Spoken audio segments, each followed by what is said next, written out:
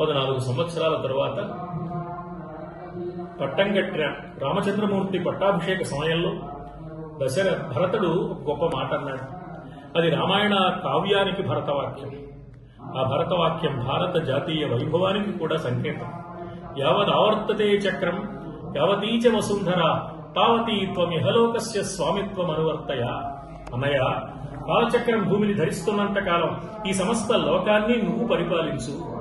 కాలచక్రం భూమిని ధరిస్తున్నంత కాలం రాముడు ఎలా ఉంటాడు? మానవమాత్రుడుగా వచ్చాడు కాబట్టి ఒక పరిమితి ప్రమాణం ఉంటుంది కదా ఆయుష్కు.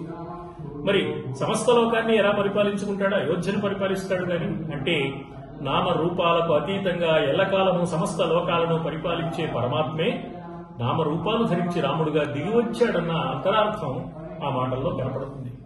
అందువల్ల రామరూపం ఆనాడున్నది, రామనామం ఎల్లకాలము ఉంటుంది.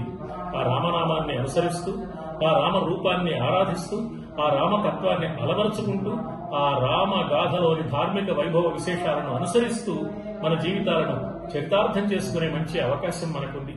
శ్రీమంతం సనాతనం ముని సంసేవ్యం సాంసారిక వ్యామోహాత్ముల కందరానిదియు తన్ భావించు విజ్ఞానికి ఎంతో మోదమ్మును సంగి ప్రోచునది ఎందున్ తానయై ఒప్పు శ్రీరామాభిఖ్యము తేజమొక్కటి తారంజిల్లు నిత్యావిధిన్.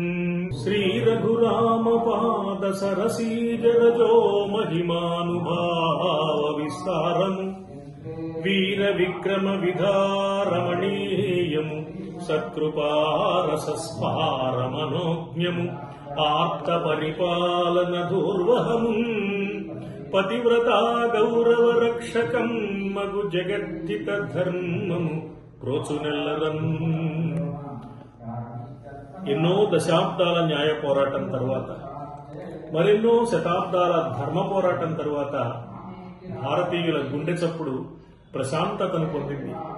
కోటాను కోట్ల భారతీయులకు పరమానందం కలిగే విధంగా అయోధ్యలో బాల రాముని రూపంలో పరమాత్మ ప్రాణప్రతిష్ఠితుడు కావడం భారత జాతీయులందరికీ కూడా ఆనందాన్ని కలిగించే అంశం. ఈనాడు అయోధ్య రామమందిరంలో మోగుతున్న ఘంటా నాదం ఒట్టి ఘంటానాదం కాదు, అది కోటాను కోట్ల భారతీయుల గుండె చప్పుడు. రాముడంటే మనందరికీ ప్రాణం. రాముడే సర్వస్వం. రామో రామో రామ ఇతి ప్రజానాం అభవత్ కథ రామభూతే జగదిదం రామే రాజ్యం ప్రశాసతి అంటాడు వాల్మీకి మహర్షి. అందరూ రాముడు రాముడు రాముడు అనుకుని ఆనందిస్తున్నారట. తండ్రిని చూస్తే నా తండ్రి రాముళ్లా ఉన్నాడని, బిడ్డను చూస్తే నా బిడ్డ రాముళ్లా ఉన్నాడని, మహిళల భర్తను చూస్తే నా భర్త రాముళ్లా ఉన్నాడని, తమ్ముడు అన్నను చూస్తే నా అన్న రాముళ్లా ఉన్నాడని అనుకుంటూ రామచంద్రమూర్తిని అనుసరిస్తూ ఆనాడు అయోధ్యలో ప్రజలందరూ ధార్మికమైన జీవనాన్ని సాగించారు. అదే రామరాజ్యం. రామరాజ్యం మళ్లీ మనకు ఏర్పడాలని, రామ పరిపాలనలో ఈ జాతి నడవాలని, మళ్లీ భారతదేశం ప్రపంచ దేశాలకు గురుపీఠంగా జ్ఞానపీఠంగా నిలబడాలని, ఆధ్యాత్మిక రాజధానిగా అయోధ్య క్షేత్ర వైభవం పదింతలు కావాలన్న ఆకాంక్ష నెరవేరడం ఎంతో దూరంలో లేదు.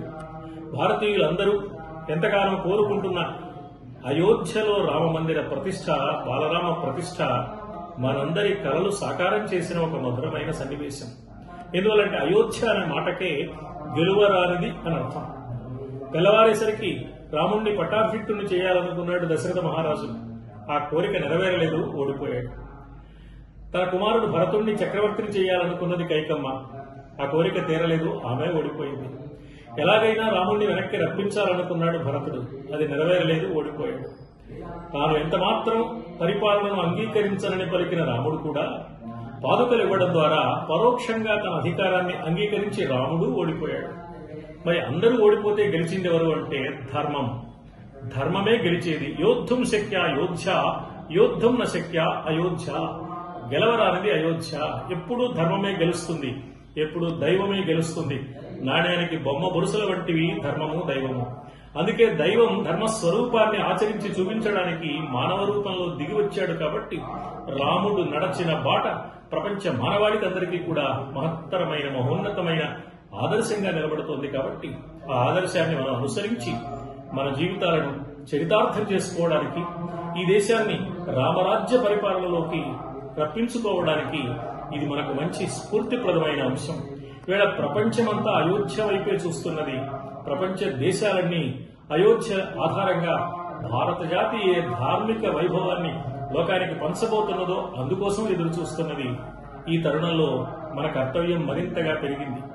నాకు అనిపిస్తుంది, అంతం కాదు, ఇది ఆరంభం.